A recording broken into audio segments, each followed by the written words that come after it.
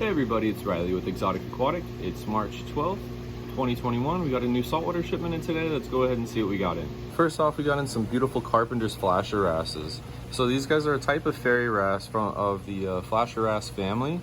So these guys, if you can see when they swim past each other, they kind of throw up their dorsal fins to kind of make themselves look a little bit larger against the other males. This is one of the ways that they attract the females in their species for reproduction purposes.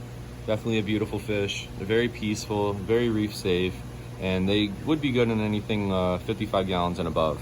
Next, we got in some more Ferry wrasses. These guys are called Lubbock's Ferry wrasses.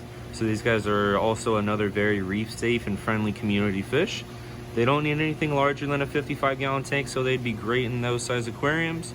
They are not going to mess with anybody. They are safe with all other wrasses, and they just definitely have a beautiful coloration to them. Beautiful pastels, yellows, purples, and pinks all throughout their body. Beautiful fish. Next up, we got in some beautiful tiny purple tangs. These guys are one of my favorite tangs in the hobby. They just definitely strike me as a beautiful fish. There's a nice purple all throughout their body with that striking yellow tail. Definitely will stand out in your aquarium. These guys are reef safe and they don't mess with anybody else in your aquarium. And they won't mess with any invertebrates. Definitely a beautiful fish. Next up, we got in some purple queen Anthias, Dispar Anthias. We've got in some larger African chromis. These guys will get pretty decent size. We also got in some more African yellow belly hippos. We got tiny little hippos in stock.